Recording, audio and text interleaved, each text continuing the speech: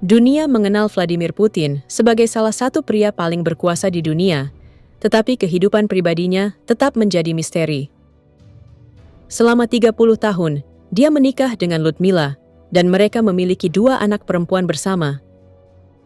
Ludmila kerap mengenang bagaimana dia menjadi ibu negara Rusia, yang menurutnya terjadi secara tak terduga. Dia benci menjadi sorotan publik, benci diikuti media, dan benci menghabiskan waktu jauh dari 2 putrinya karena tugas negara. Suaminya menjadi semakin sibuk, dan rumor perselingkuhan Putin dengan beberapa wanita cantik tersebar luas. Yang paling utama adalah hubungan gelapnya dengan pesenam Alina Kabaeva, dan dugaan beberapa anak rahasia Putin yang terlahir dari Alina. Perceraian tidak terhindarkan, dan Putin bersumpah seperti pria sejati untuk tidak menikah lagi sebelum dia menikahkan istri yang telah dia tinggalkan. Setahun pasca perceraian, Ludmila menikahi pria yang 20 tahun lebih muda darinya. Mengapa pernikahannya dengan Putin sangat tidak bahagia? Apa yang sebenarnya terjadi pada Ludmila? Apakah Putin akan menikah lagi untuk mengisi kursi kosong ibu negara? Berikut adalah kontroversi lengkap Ludmila Putina, ibu negara Rusia.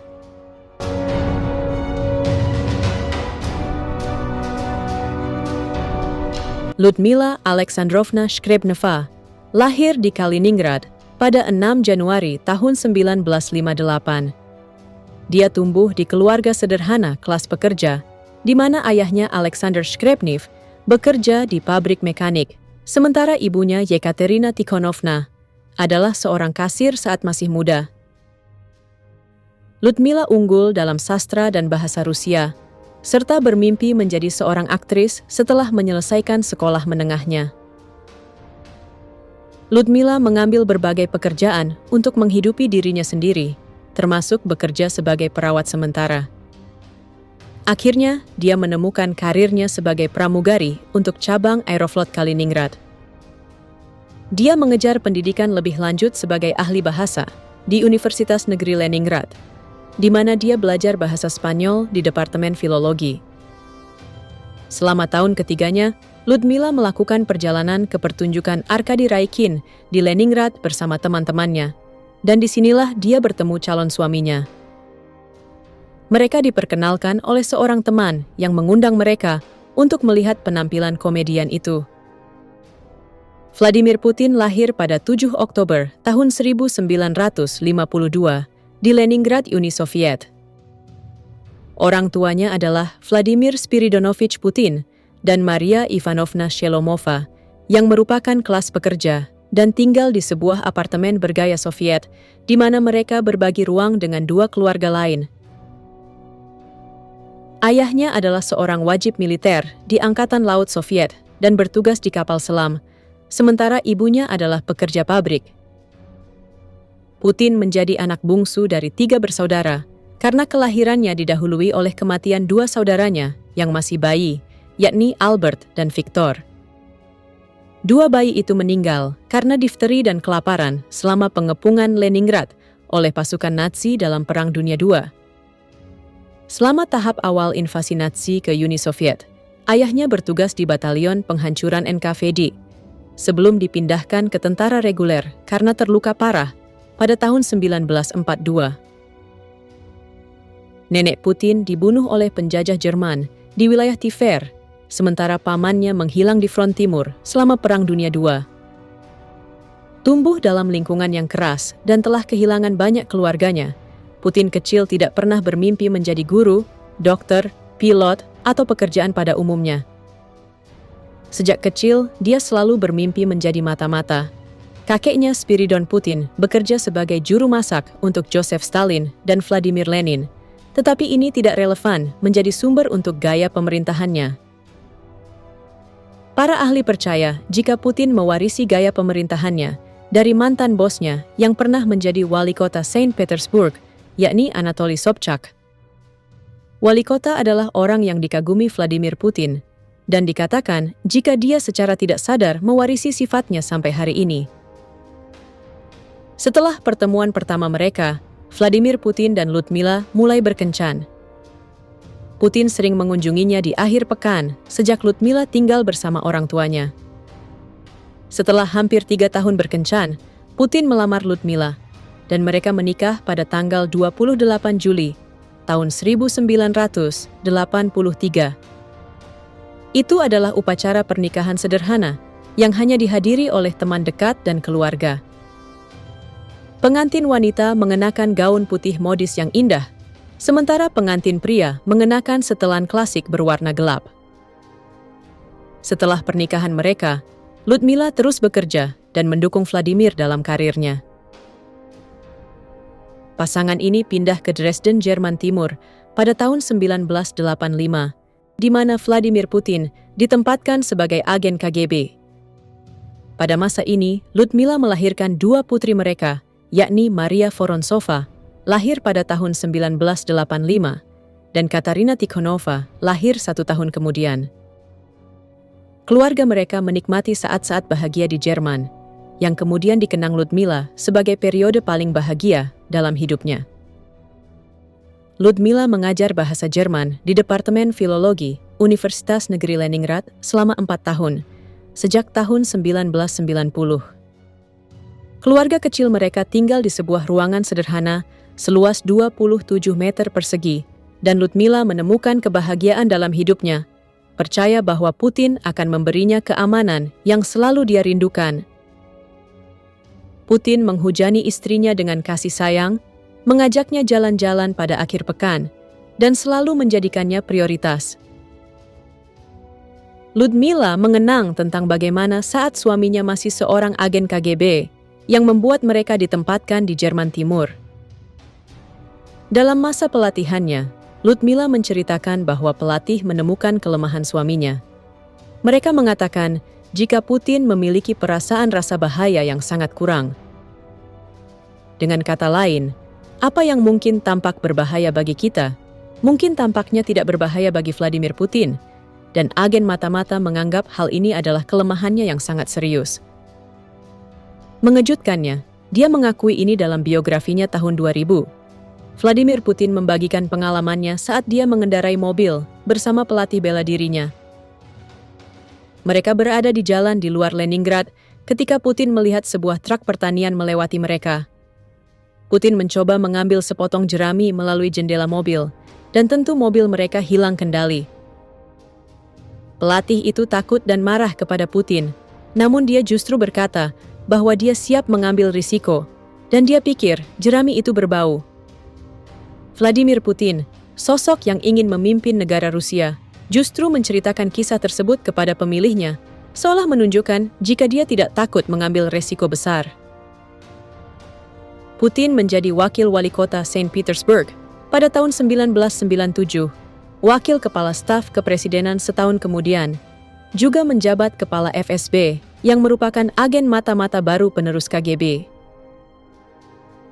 Ludmila memahami satu hal sejak suaminya memegang tampuk kekuasaan, bahwa waktunya untuk keluarga mereka akan semakin berkurang. Mereka kembali ke Rusia, dan Vladimir diangkat sebagai Perdana Menteri Rusia pada bulan Agustus tahun 1999. Di sini, Ludmila terus mendukung karir suaminya.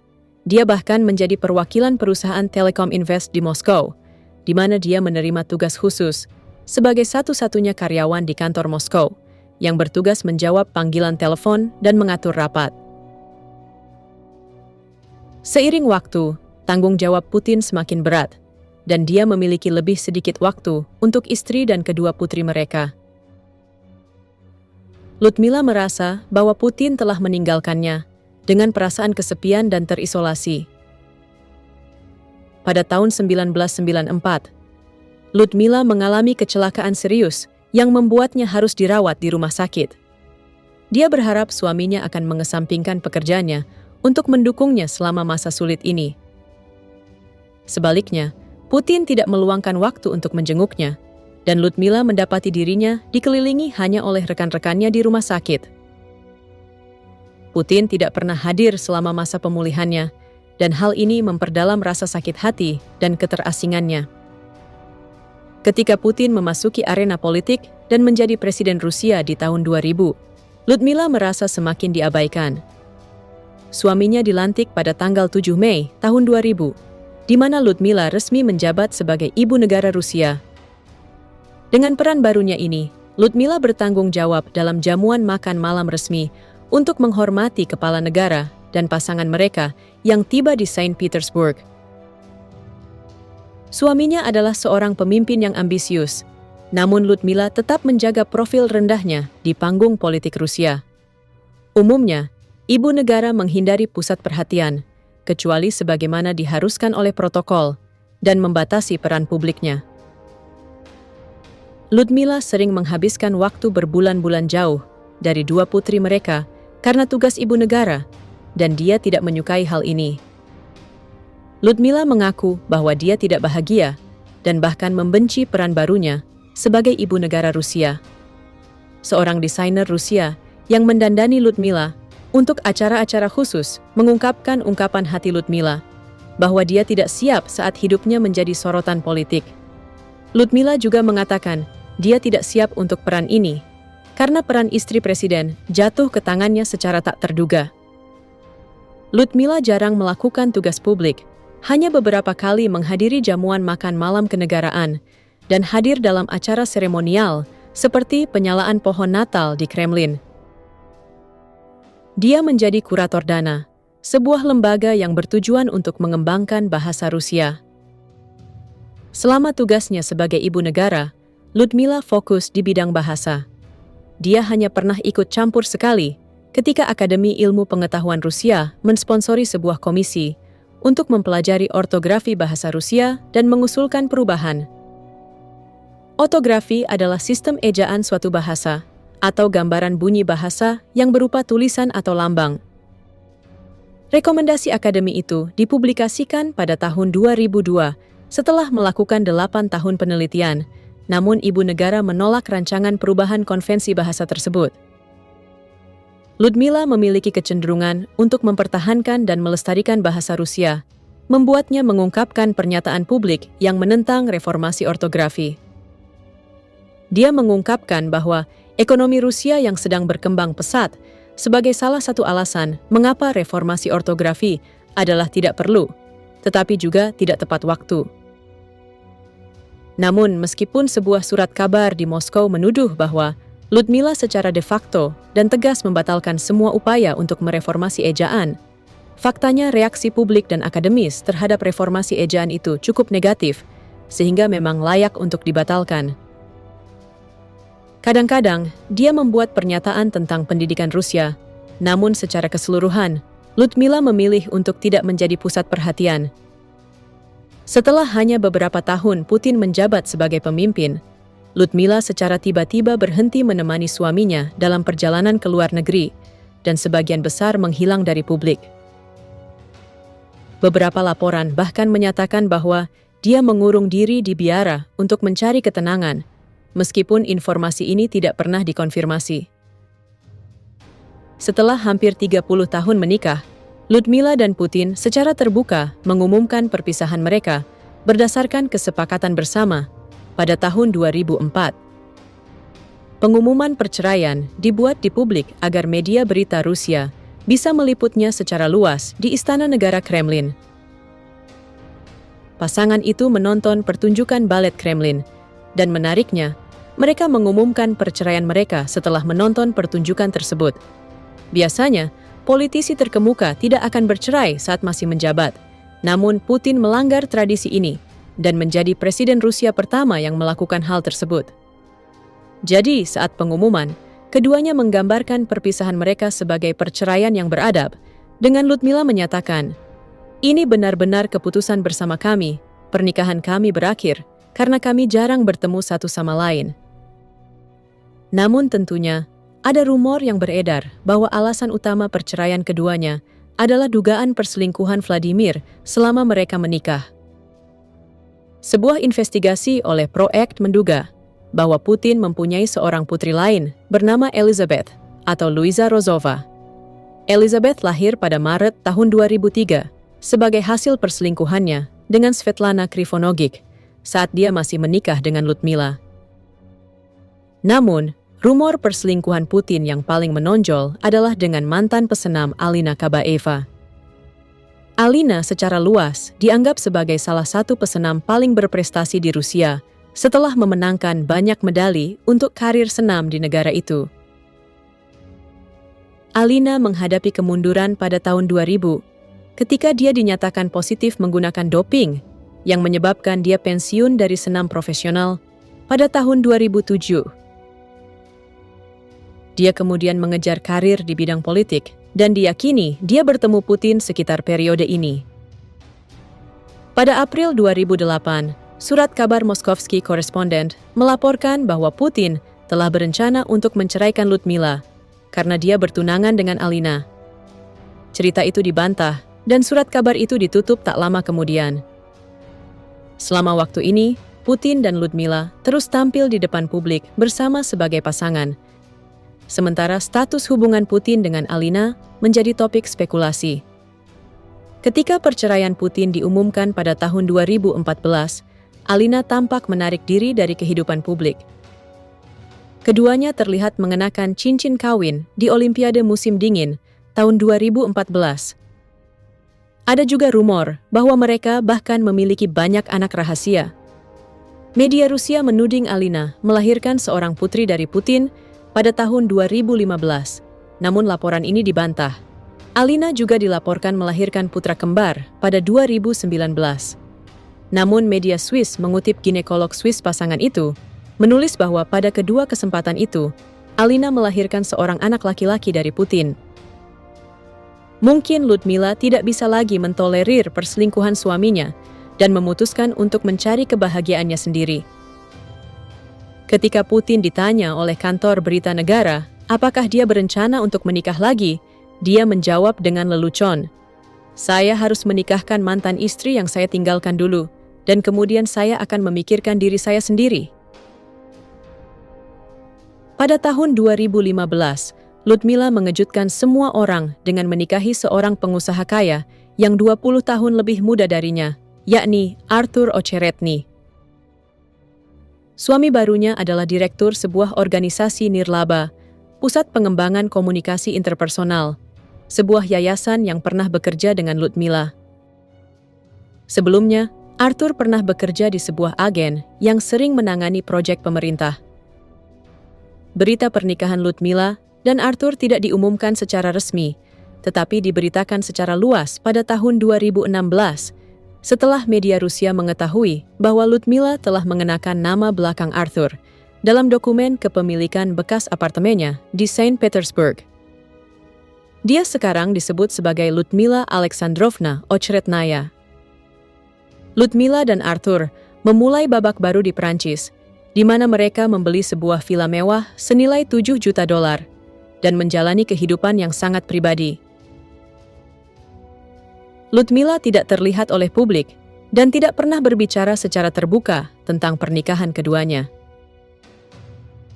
Menurut Reuters, Ludmila membantu menciptakan dan mendukung Yayasan Pusat Pengembangan Komunikasi Antarpribadi yang menghasilkan jutaan dolar.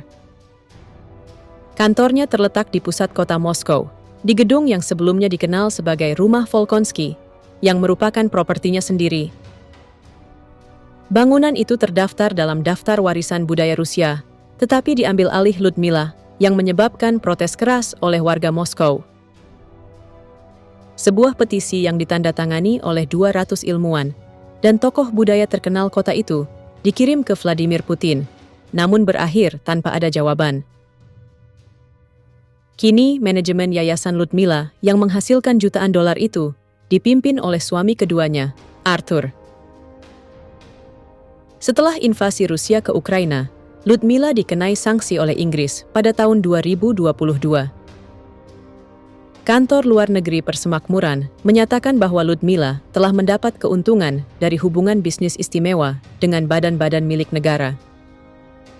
Tampaknya, Ludmila akhirnya menyadari bahwa dia bahagia setelah mengakhiri pernikahannya yang panjang dengan Putin. Penulis biografi Putin pernah mengatakan bahwa dia adalah seorang wanita yang mencintai dan tidak dicintai.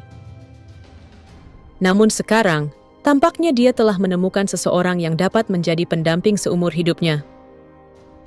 Apa pendapat kalian tentang kisah Ludmila yang membenci perannya sebagai ibu negara Rusia ini? Apakah dia telah mendapatkan kebahagiaannya? Apakah Putin akan menikah lagi untuk mengisi kursi kosong ibu negara? Tolong beritahu pendapat kalian di kolom komentar. Terima kasih sudah menonton video ini dari awal hingga akhir. Jika kalian suka dengan video ini, jangan lupa klik tombol subscribe, like, komen, dan share, agar tidak tertinggal informasi sejarah dunia lainnya. Sampai jumpa di video selanjutnya.